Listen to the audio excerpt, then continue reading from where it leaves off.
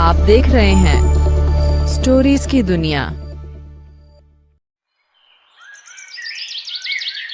बहुत समय पहले की बात है। रामपुर नाम के गांव में भोला नाम का एक आदमी रहता था। वह बिल्कुल कामचोर था और उसे केवल आराम करना पसंद था। वह दिन भर या तो सोता रहता या फिर इधर उधर आवारागर्दी करता था।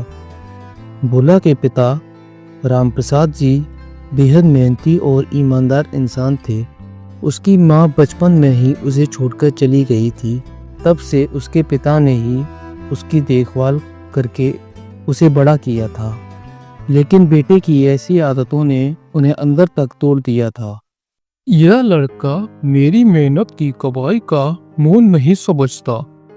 मैंने इसे कितनी बार समझाया लेकिन सब बेकार। बेटा, जीवन आराम करने के लिए नहीं है, मेहनत से ही सुख और सम्मान मिलता है।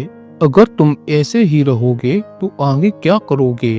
अरे पिताजी, इतनी चिंता मत कीजिए, मैं तो अपनी जिंदगी मस्त तरीके से जी रहा हूँ। उन्होंने कई बार भोला को समझाया लेकिन भोला पर इसका कोई असर नहीं हुआ। इसलिए भोला के पिता की आंखों में चिंता और निराशा हमेशा झलकती थी। भाई धर्मवीर, यह लड़का तो मेरी बात सुनता ही नहीं है। हर वक्त सोता रहता है या फिर आवारागर्दी करता है। मैं तो परेशान हो चुका हूँ। ऐसे अब कब तक चलेगा? देखो रामप्रसाद, मेरे ख्याल से अब इसका इलाज है कि तुम इसकी शादी कर दो। जब इसके ऊपर जिम्मेदारी आएगी तो शायद इसकी आलसी आदतें बदल जाएंगी। तुम सही कह रहे हो, शायद यही इसका हल है। मैं जल्दी ही इसके लिए कोई अच्छी लड़की ढूंढता हूँ। कुछ ही दिनों में रामप्रसाद जी ने सुमन नाम की लड़की से भोला की शादी तय कर दी। सुमन बहुत ही सुंदर और मेहनती लड़की थी। सुमन जैसी लड़की के आने से मुझे पूरा यकीन है कि भोला का आलस्य दूर हो जाएगा। अब वो जिम्मेदार बनेगा। भोला की शादी के बाद भी भोला की आदतें नहीं बदली, बल्कि वह पहले से भी अधिक आलसी हो गया था। क्या यह आदमी कभी सुधरेगा? इतनी मेहनत से सब कुछ संभाल रही हूँ, लेकिन यह बस सोता रहता है। अपने पति की इन हरकतों से सुमन बहुत परेशान हो चुकी थी। एक दिन सुमन ने अपने ससुर रामप्रसाद जी के सामने अपनी परेशानी रखी। मैंने आज तक आपके सामने कुछ नहीं कहा क्योंकि आप घर के बड़े हैं, लेकिन अब मैं मजबूर हो गई हूँ। आपने अपने इस आलसी और निठल्ले बेटे की शादी मुझसे करा दी। उसने मेरी जिंदगी बर्बाद कर दी है। बेटी, ऐसा क्यों कह रही हो? क्या हुआ? वो कुछ करता धरता नहीं है, सारा दिन घर में पड़ा रहता है। आपको क्या लगा था कि सिर्फ शादी कर देने से वह सुधर जाएगा? उसने मेरी जिंदगी का चयन छीन लिया है। बेटी, लेकिन तुम चाहती क्या हो? मैं चाहती हूँ कि वो कोई काम करें, अपनी जिम्मेदारी समझें। बेटी, वो तुम्हारा पति है, तुम उसे प्यार से समझाओ, शायद वो बदल जाए। मैं तो समझा समझा कर पागल हो चुकी हूँ। वो मेरी सुनते ही कहाँ है। सारा दिन बस घर में पड़े रहते हैं या पागलों की तरह इधर उधर घूमते रहते हैं। दिन बीतते गए लेकिन हालात और खराब होते गए। कुछ दिनों बाद रामप्रसाद जी का देहांत हो गया। उनके जाने के बाद भोला को और भी छूट मिल गई, क्योंकि अब उसे कोई कुछ कहने वाला नहीं था। एक दिन भोला पलंग पर लेटा हुआ आराम कर रहा था। उसे इस तरह आराम करते देख सुमन का गुस्सा 7वें आसमान पर पहुंच गया। आपको शर्म नहीं आती? पूरे गांव के मर्द सुबह उठते ही अपने अपने काम पर चले जाते हैं। उनकी पत्नी चैन से जीती है, लेकिन मैं जब से इस घर में आई हूँ, एक पल के लिए भी सुकून नहीं मिला। अरे कैसी बातें कर रही हो सुमन? तुम जानती हो मैं कब से काम की तलाश कर रहा हूँ, लेकिन जहाँ भी जाता हूँ वो छोटे मोटे काम ही मिलते हैं और छोटे मोटे काम करना मुझे पसंद नहीं। अरे मैं करूँगा तो कोई बड़ा काम करूँगा। बड़ा काम तुमसे होगा नहीं और छोटे काम तुम करना चाहते नहीं। आखिर करना क्या चाहते हो? अरे भगवान, कुछ दिनों के बाद देखना, एक दिन मैं बड़ा आदमी बन जाऊंगा। नौकर मेरे आगे पीछे घूमेंगे। बस भी करो, तुम तो बच्चों की तरह बहाने बनाते हो। तुम मेरे पति हो, लेकिन पति वाली कोई बात है ही नहीं तुम में। अरे क्यों मुझे बच्चों की तरह डांटती रहती हो? मैं तुम्हारा पति हूँ, तुम्हें मेरी इज्जत करनी चाहिए। इज्जत उसकी होती है जो घर में कुछ पैसे कमा कर लाए। जो आदमी अपने परिवार का पेट नहीं पाल सकता, उसकी इज्जत कौन करेगा? अरे भाग्यवान, इतना गुस्सा करना अच्छी बात नहीं है। ठीक है, मत करो मेरी इज्जत, जो मन में आए कहती रहो, लेकिन एक काम तो करो, मुझे बहुत भूख लग रही है, 2 रोटी बना दो। तुम्हें खाना मांगते हुए शर्म नहीं आती? 2 दिन से घर में अनाज का एक दाना तक नहीं है। बताओ खाना कहाँ से बनाऊं? लेकिन तुम्हें किसी बात से फर्क नहीं पड़ता। अगर तुम्हारे अंदर जरा भी शर्म बची है तो जाओ और कुछ काम करो, ताकि शाम तक हमारे घर का चूल्हा जल सके। सुमन की कड़वी बातें सुनकर भोला भारी कदमों से घर से बाहर निकलता है। अब क्या करूं? मेरे पास ना काम है और ना पैसा। आज तक उधार लेकर ही गुजारा किया, अब कौन उधार देगा? सब ने ताने देना शुरू कर दिया है। एक आखिरी उम्मीद है बीरू भाई, वह हमेशा मदद करते आए हैं, शायद इस बार भी वह मेरी मदद करेंगी। भाई कैसे हो? आज तुम्हारी मदद चाहिए। घर के हालात बहुत खराब हैं, खाने को कुछ नहीं है। अगर थोड़ा उधार दे दोगे तो बड़ा एहसान होगा। वादा करता हूँ अगले हफ्ते लौटा दूंगा। बोला, तुम्हें पता है ना, मैंने तुम्हारी पहले भी कितनी बार मदद की है, लेकिन तुमने कभी वापस करने की जहमत उठाई? पूरे गांव में ऐसा कौन है जिससे तुमने उधार ना लिया हो? भाई इस बार सच में हालत बहुत खराब है। सुमन ताने दे रही है, इस बार मदद कर दो। बातें बनाना तो तुम अच्छे से जानते हो बोला, और कब तक दूसरों के भरोसे जिंदा रहोगे? क्या कभी सोचा है खुद के पैरों पर खड़े होने के बारे में? देखो भाई, ये ज्ञान सुनने नहीं आया मैं। अगर पैसे हैं तो दे दो, वरना मत दो, मैं खुद संभाल लूंगा। बोला कि यह बेपरवाह बात सुनकर बीरू का गुस्सा फूट पड़ता है। देखो भाई, मेरे पास पैसे तो हैं, लेकिन मैं तुम्हें नहीं दूंगा, क्योंकि तुम एक नंबर के मक्कार और धोखेबाज इंसान हो। पैसे लेकर लौटाने का नाम भी नहीं देते हो। तुम्हारे जैसे लोगों को मदद करना बेकार है। बीरू के ताने सुनकर भोला अपने घर की ओर बढ़ा, लेकिन कदम भारी थे। रास्ते में बहुत थक कर एक पुराने बरगद के पेड़ के नीचे बैठ गया। अभी वह अपने हालात पर सोच ही रहा था कि दूर से गांव का मुखिया अपने 2 साथियों के साथ डंडा लिए उसकी ओर आते हुए दिखा। अरे ये भगवान, अब ये कौन सी मुसीबत आ गई?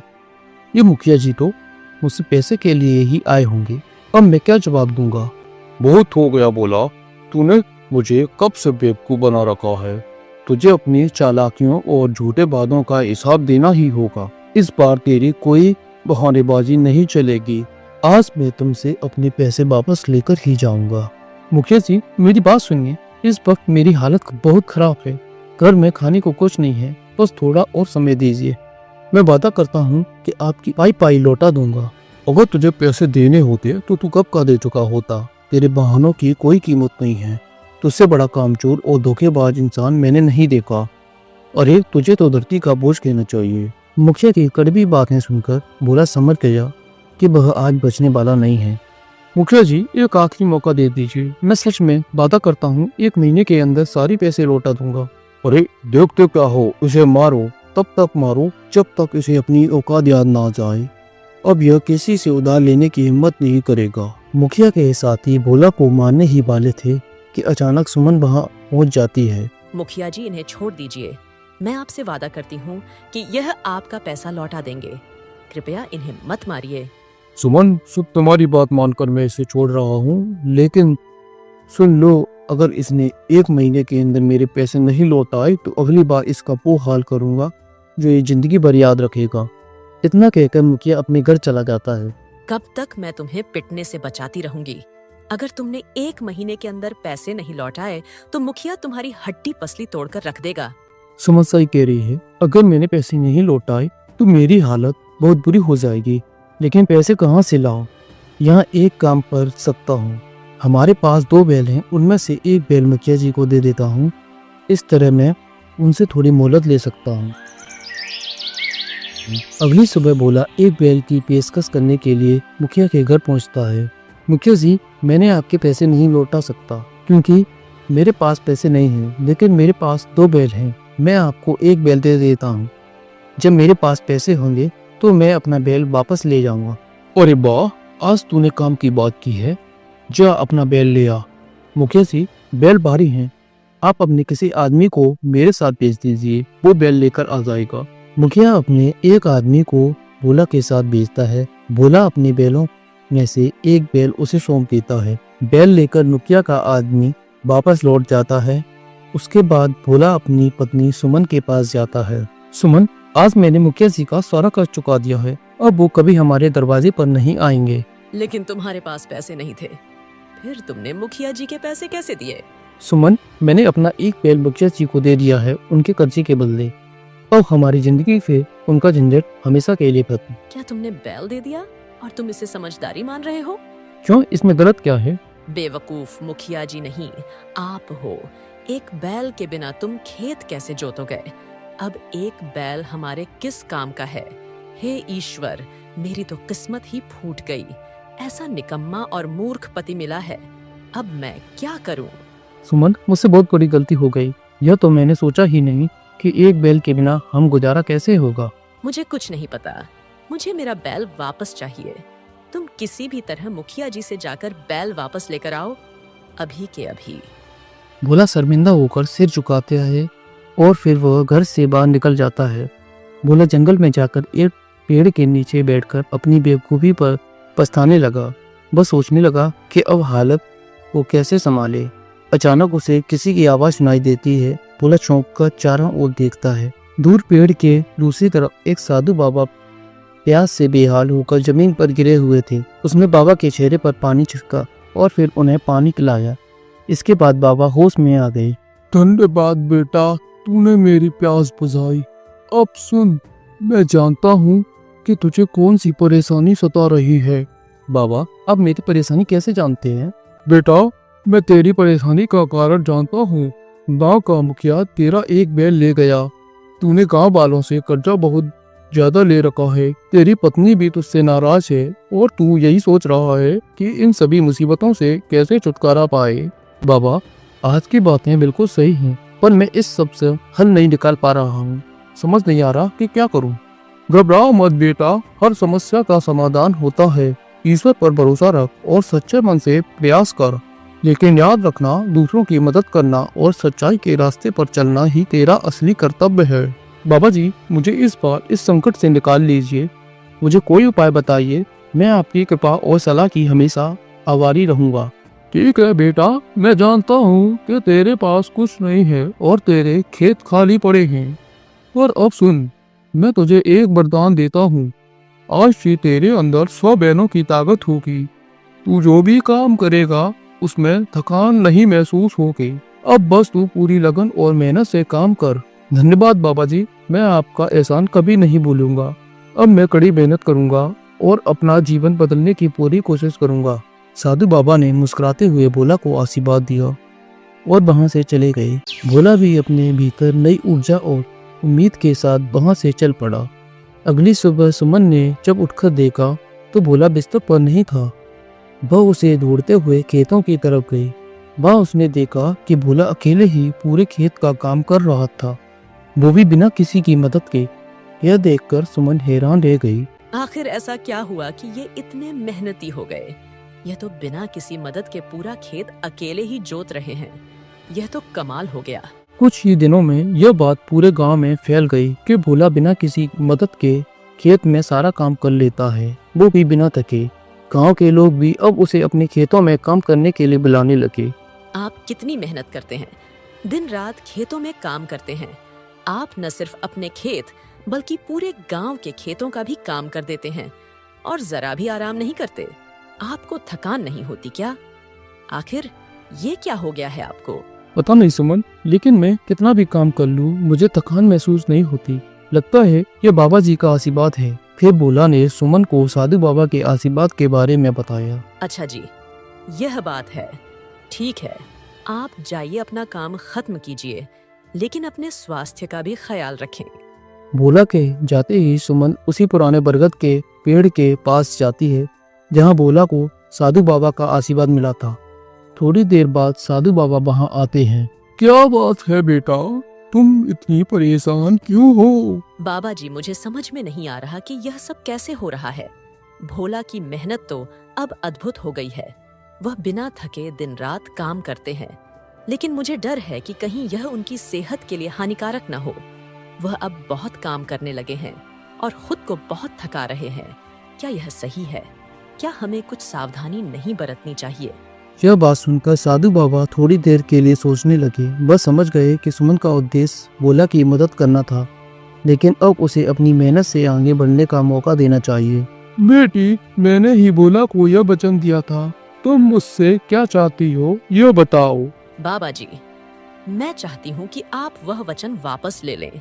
भोला अब अपनी मेहनत से अपने रास्ते पर चलना चाहता है। उसकी मेहनत ही उसकी असली ताकत है और उसे इस रास्ते पर आगे बढ़ने देना चाहिए। ठीक है बेटी, अगर तुम्हारी यही इच्छा है तो मैं अपना वचन वापस लेता हूँ। अब से भोला पहले जैसा हो जाएगा, लेकिन याद रखना असली शक्ति उसकी मेहनत में है। सुमन वापस घर लौट आई और उसने सारी बात भोला को बता दी। भोला बाबा जी ने अपना वचन वापस ले लिया है। अब तुम्हारी मेहनत ही तुम्हें सफलता दिलाएगी। मुझे लगता है कि अब तुम अपनी पूरी ताकत से काम करोगे। कोई बात नहीं सुमन, अब मुझे यह समझ में आ गया कि मेहनत ही सब कुछ है। मैं अब अपनी मेहनत से काम करूंगा और देखो, अब हमारी फसल भी बहुत अच्छी हुई है। हम उधार चुकता करके अपने बैल वापस ले लेंगे और फिर मेहनत से काम करेंगे।